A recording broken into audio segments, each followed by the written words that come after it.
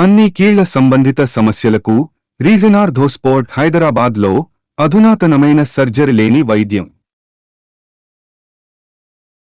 ఆంధ్రప్రదేశ్లో ఆ మంత్రి ఎమ్మెల్యే వ్యవహారం ఎట్నుంచి ఎటుపోతోంది? రెండు వర్గాలు ఆరోపణలు ప్రత్యారోపణలతో పొలిటికల్ సెగలు పుట్టిస్తున్నారా? వాళ్ళిద్దరి మధ్య తెలుగుదేశం అధిష్టానం కూడా ఇరుకుని పడుతోందా? ఒకప్పుడు వైసీపీలో ఉన్న ఆ ఇద్దరు ఇప్పుడు టీడీపీలో చేరి యవ్వారాన్ని రక్తి కట్టించడం వెనుకున్న అసలు రీజన్ ఏంటి? ఇంతకీ ఎవరా ఇద్దరు? ఏంటా టామ్ అండ్ జెర్రీ వార్? మనం కూడా చూద్దాం.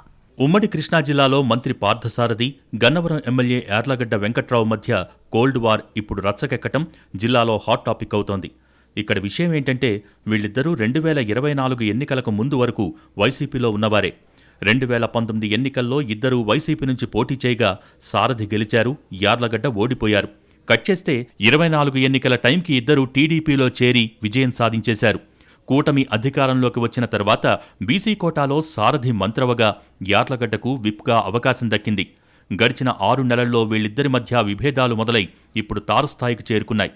మాజీ ఎమ్మెల్యేలు వల్లభనేని వంశీ, కొడాలి నాని అనుచరుల విషయంలో మంత్రి, ఎమ్మెల్యే మధ్య ఇన్నాళ్లు అంతర్గతంగా మాత్రమే జరిగిన విమర్శలు, ఆరోపణలు ఇప్పుడు రచ్చకెక్కాయి. తన నియోజకవర్గంలో అక్రమ మైనింగ్ జరుగుతోందని యార్లగడ్డ చేసిన ఆరోపణలపై సీఎం చంద్రబాబుకు ఫిర్యాదు చేయటానికి సిద్ధమవుతున్నారట మంత్రి సారథి. అదే సమయంలో వైసీపీ వాళ్లు చేస్తున్న అక్రమ మైనింగ్పై చంద్రబాబుకు ఆధారాలతో సహా నివేదిక ఇవ్వటానికి యార్లగడ్డ సిద్ధమయ్యారనేది లోకల్ టాక్. యార్లగడ్డ వెంకట్రావు వైసీపీలో ఉన్నప్పుడు కొడాలి నానితో సన్నిహిత సంబంధాలు ఉన్నాయి. 2019లో ఓటమి తర్వాత తనపై టీడీపీ నుంచి గెలిచిన వల్లభనేని వంశీని వైసీపీలోకి తీసుకురావటంలో కొడాలి నానిదే కీలక పాత్ర అన్నది వెంకట్రావు నమ్మకం. ఇక వంశీ చేరాక అప్పటి వరకు ఇన్ఛార్జిగా ఉన్న యార్లగడ్డ ఆ పదవిని, పార్టీని వదిలి వెళ్లిపోవాల్సిన పరిస్థితి వచ్చింది. ఆ కోపం యార్లగడ్డకు అలాగే ఉందట.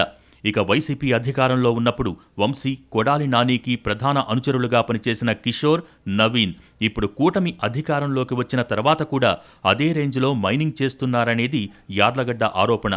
సీఎంగా చంద్రబాబు ప్రమాణ స్వీకారం చేసిన ప్రాంగణాన్ని చదును చేసిన పనులు కూడా వీరికే ఇచ్చారని, అందుకుగాను 2 కోట్ల రూపాయల బిల్లులు చేసుకున్నారన్నది ఎమ్మెల్యే శిబిరం ఆరోపణ. అటు నకిలీ బిల్లులతో నూజివీడులో వీరు అక్రమ మైనింగ్ చేస్తున్నారని, లారీలు సీజ్ చేస్తే మంత్రి సారథి ఆఫీస్ నుంచి ఆఘమేఘాల మీద ఆదేశాలు వస్తున్నాయని చెబుతోంది యార్లగడ్డ వర్గం. ఇదే విషయాన్ని నేరుగా ఆయన మీడియా సమావేశంలో చెప్పారు. వైసీపీ నేతలు నూజివీడులో అక్రమ మైనింగ్ చేస్తున్నారని, కొడాలి నాని వర్గానికి చెందిన లారీలు సీఎం ప్రమాణ స్వీకార కార్యక్రమంలో పనిచేశాయని ఎమ్మెల్యే అనటంతో అవన్నీ అసత్య ఆరోపణలంటూ కౌంటర్ ఇచ్చింది మంత్రి సారథి వర్గం.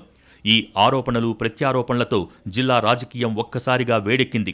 అసలు వైసీపీ నాయకుడు వంశీ అనుచరుల లారీలు సీజ్ చేస్తే మంత్రి పార్థసారథి ఆఫీస్ నుంచి ఫోన్స్ వెళ్లటం ఏంటన్నది గన్నవరం టీడీపీ నాయకుల క్వశ్చన్ అట.